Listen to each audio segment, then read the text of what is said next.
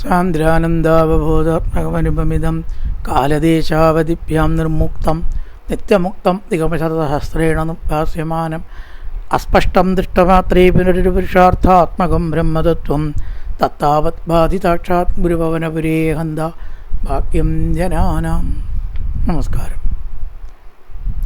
ഐശ്വര്യപൂർണമായിട്ടുള്ള വിഷുവും നല്ലൊരു വർഷവും എല്ലാവർക്കും ആശംസിച്ചുകൊണ്ട് ഇന്നത്തെ നാരായണീയ ഭാഗം ആരംഭിക്കുന്നു. Very happy Vishu for everybody. ശ്രീമദ് നാരായണീയത്തിൽ ചാനൽ സബ്സ്ക്രൈബ് ചെയ്യാനും ലൈക്ക് ചെയ്യാനും ഓർമ്മപ്പെടുത്തിക്കൊള്ളുന്നു. അങ്ങനെ ചെയ്തവർക്ക് നന്ദി രേഖപ്പെടുത്തിക്കൊള്ളുന്നു. ശ്രീമദ് നാരായണീയത്തിലെ 5 ശ്ലോകമാണ് പറഞ്ഞു വെച്ചത്. വേദമാർഗ പരിമാർഗിതം ഋഷാത്വാമവീക്ഷ പരിമാർഗ എന്ത്യസൗ. വേദമാർഗത്തിൽ കൂടെ വർഷങ്ങളോളം തെരഞ്ഞാൽ കിട്ടാത്ത ഭഗവാനെ സന്തദർശ സുഹൃതിനുലൂഹലെ. സുഹൃതിനി എന്നാണ് കേട്ടോ, സുഹൃതിനി ഉലൂഹലെ. സുഹൃതിനിയായിട്ടുള്ള യശോദ സുഹൃതിനി ആയതുകൊണ്ട് കാണാൻ സാധിച്ചു. അല്ലെങ്കിൽ ഉണ്ടോ കാണാൻ പറ്റുന്നു ഭഗവാനെ? സുഹൃതിനി സന്തദർശ സുഹൃതിനുലൂഹലെ. സുഹൃതിനി ഉലൂഹലെ സന്തദർശ. സുഹൃതിനി ആയിട്ടുള്ള യശോദ ഉലൂഹലത്തിൽ ഉരലിൽ കണ്ടു, സ്വയം ഭക്ഷിച്ചുകൊണ്ടും ബാക്കി ജീവജാലങ്ങൾക്ക് വെണ്ണ കൊടുത്തുകൊണ്ടും കണ്ടു. താം പ്രകൃത്യബദഭീതി ഭാവന ബാസുരാനന സരോജമാശുഷ രോഷരോഷിതമുഖീ സഖീ പുരോ ബന്ധനായ രശനാമുപാദതേ.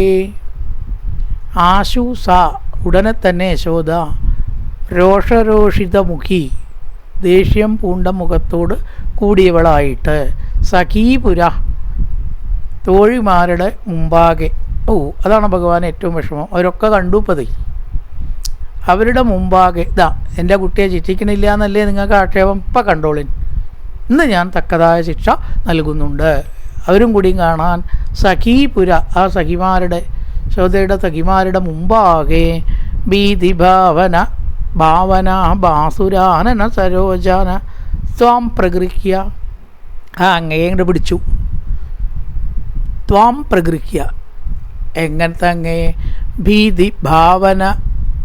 ഭീതിഭാവന ബാസുരാനന പേടി കൊണ്ട് ശോഭിച്ച മുഖത്തോടു കൂടിയ, മുഖസരോജത്തോടു കൂടിയ. മുഖത്തിൻ്റെ ഉപമിക്ക് എപ്പോഴും താമരയായിട്ടാണ്. താമര വല്ല ഭംഗിയുള്ള ഒരു പുഷ്പമാണ്. താമരയെ പോലെ ഒരു ഭംഗിയുള്ള പുഷ്പം ഇല്ല എന്നാണ് പറയണത്. അത്ര വലിപ്പത്തിലൊരു പുഷ്പം കാണാനും പ്രയാസമാണ്. ഉണ്ടായിരിക്കാം, അല്ലാതെ അന്വേഷിച്ച് നോക്കിയാൽ ബാക്കിയൊക്കെ അധികവും താമരയേക്കാളും ചെറുതേ ഉള്ളൂ അല്ലേ? അപ്പോൾ വലിപ്പത്തിലും താമര ലീഡിങ്ങാണ്, വലുതാണ്. സൗന്ദര്യത്തിലും അതെ, ഗന്ധത്തിലും അതെ, എല്ലാം കൊണ്ടും താമര ഒരു ഉത്തമ പുഷ്പമാണ്. ഇപ്പോൾ ഭഗവാന്റെ മുഖം താമരയോട് തന്നെ ഉപമിച്ചാൽ മതിയോ? അതിനേക്കാളും സുന്ദരമാണ് അല്ലേ? ഇതിനേക്കാളും സുന്ദരമാണ്. അപ്പോൾ ഈ പേടി ബാധിച്ചാൽ എങ്ങനെ സൗന്ദര്യം ഉണ്ടാവുക? പേടിച്ച മുഖം എന്ത് രസമാണ് കാണാമെന്ന് ആരെങ്കിലും സാധാരണ പറയാറില്ല. പേടിച്ചരണ്ട് അയാളെ കണ്ടാൽ തന്നെ മതി എന്നാണ് പറയുക അല്ലേ? പക്ഷേ ഇവിടെ ഭഗവാൻ ആ ഭയവും സൗന്ദര്യത്തെ കൊടുത്തു എന്നാണ്. എന്തുണ്ടായാലും സൗന്ദര്യമാണ്.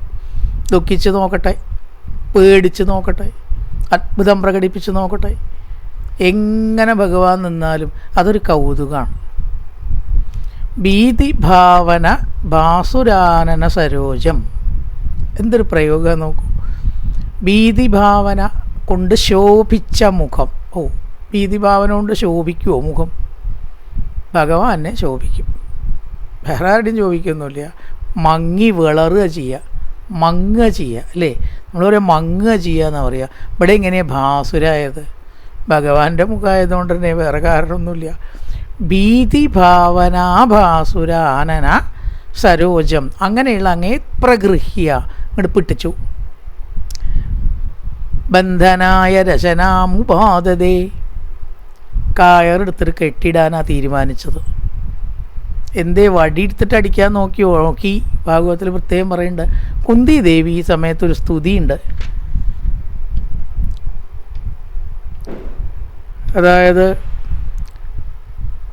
താം പ്രകൃത്യപദ ഭീതിഭാവന ബാസുരാനന സരോജമാശുസ. ഇല്ലേ? അപ്പോൾ രണ്ട് കണ്ണിൽ നിന്നും വെള്ളം ധാരധാരയായിട്ട് ഒഴുകിയപ്പോൾ അഞ്ജനം കണ്ണിൽ നിന്ന് ഇങ്ങനെ ഒഴുകി. അഞ്ജനം എഴുതി വെച്ച് രാവിലെ എഴുതി കൊടുത്തിട്ടുണ്ടല്ലോ. അപ്പോൾ ആകെപ്പാടെ എന്തായി, ഈ അഞ്ജനം മഞ്ഞപ്പട്ടുകൂടെയൊക്കെ അങ്ങനെ ഒഴുകി കറുത്ത വരകൾ സൃഷ്ടിച്ചു എന്ന് പറയുകയാണ്. കറുത്ത വരകൾ, അത് ഭഗവാനെ നോക്കുമ്പോൾ അതും ഒരു ഭംഗി തന്നെയാണ്. എന്താ ഭംഗിയല്ലാത്തത്? ഒന്നുമില്ല. അപ്പോൾ മനോഹരമായിട്ട് കുന്തി ദേവി ആ സമയത്ത് സ്തുതിയിൽ പറയുന്നുണ്ട്, ഗോപ്യാഗതേ ത്വയിഗതാഗസിതാമദാവൽ യാദേതശാസ്ത്രകലിലഞ്ജന സംഭ്രമാക്ഷം വക്രം നിനീയ ഭയഭാവനയാർത്തിതസ്യ സാമാം വിമോഹയതി വീരഭിയത്തി ഭേതി. എന്താ ശ്ലോകം! കൃഷ്ണൻ്റെയൊക്കെ ആ ഒരു കഥ അല്ലെങ്കിൽ പറയാനും ചിന്തിക്കാനും കേൾക്കാനും ഇങ്ങനെ ഭാഗ്യം കിട്ടുക എന്ന് പറഞ്ഞാൽ തന്നെ ഒരു മഹാഭാഗ്യമായിട്ട് വിചാരിക്കണ അവസരം കിട്ടുക എന്ന് പറഞ്ഞാൽ, ഉരലിൻ്റെ മുകളിൽ നിന്ന് രണ്ട് കൈയും കുന്തിദേവി കൂട്ടിയിട്ട് പിടിച്ചപ്പോൾ അയ്യോ അമ്മേ വേണ്ട, വടീൻ്റെ അത്ര ആദ്യം വടി എടുത്തു എന്നാണ് പറയണം.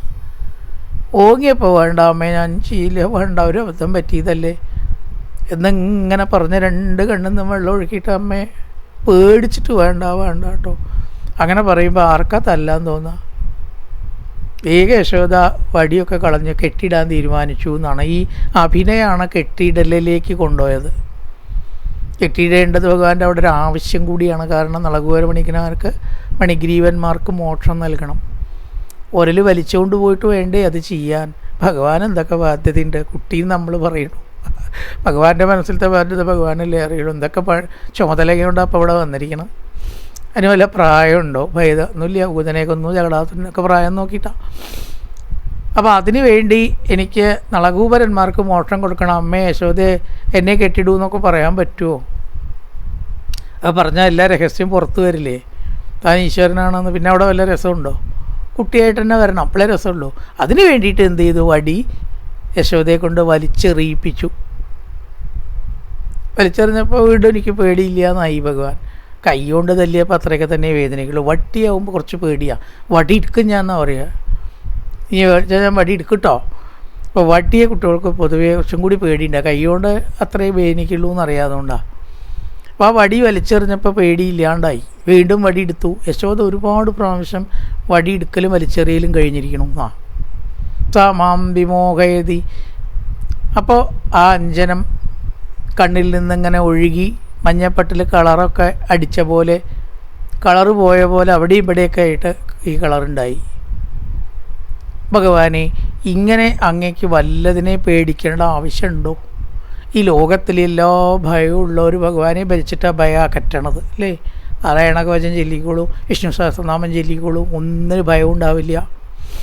ഭയം എന്ന് പറഞ്ഞാൽ എല്ലാവിധ മനസ്സിൻ്റെ ദുഃഖങ്ങളുമാണ് ഇവിടെ. ദുഃഖം, പരിഭ്രമം, ഇതൊക്കെയാണ് ഈ ഭയം എന്ന് പറയണതേ. അല്ലാതെ ഭയം എന്ന് മാത്രമല്ല, സംസാര ദുഃഖം, അതിന് പൊതുവേ ഭയം എന്ന് പറയാം. ഇതൊക്കെ വിചാരിച്ചിട്ടാണ് അപ്പം നമ്മളിരിക്കണം. എന്തൊക്കെ രോഗം ഉണ്ടാവും, അതൊക്കെ ഇപ്പം എങ്ങനെയൊക്കെ മാറ്റണം, ആരെയൊക്കെ കാണണം, അല്ലെങ്കിൽ എവിടുന്നാ 10 കാശുണ്ടാക്കുക, ഇങ്ങനെ ഇതൊക്കെ സംസാര ഭയമാണ് കേട്ടോ. ഇതിനെ മൊത്തത്തിൽ ഈ സംസാര ഭയം പറയും. അപ്പോൾ ആ സംസാര ഭയം ഉള്ളവർ എങ്ങനെയാ അതകറ്റുക? ഈ വിഷമങ്ങളൊക്കെ തീർന്നിട്ട് സംസാര ഭയം ഇല്ലാണ്ടാവാം പറ്റുമോ? ഒരിക്കലും പറ്റില്ല. കാരണം ഇതിന് അവസാനമില്ല, തുടക്കമില്ല. ഒറ്റ വഴിയുണ്ട്.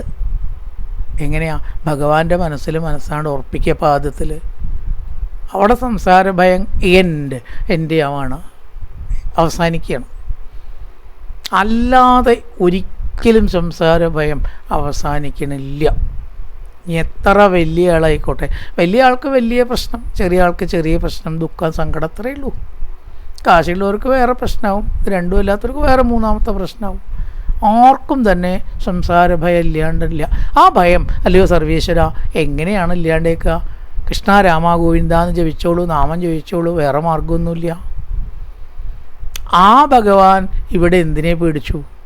അത്ഭുതമല്ലേ, ഒരു വടിയെ പേടിച്ചു. അറിവുള്ളവരിത് വിശ്വസിക്കുമോ ഭഗവാനെ? പക്ഷേ എല്ലാവരും അറിവില്ലാത്തവരായതുകൊണ്ട് വിശ്വസിച്ചു. യശോദയും വിശ്വസിച്ചു. പാവം, അതിനെ തല്ലണ്ട കേട്ടോ, പേടിച്ചിരിക്കണു.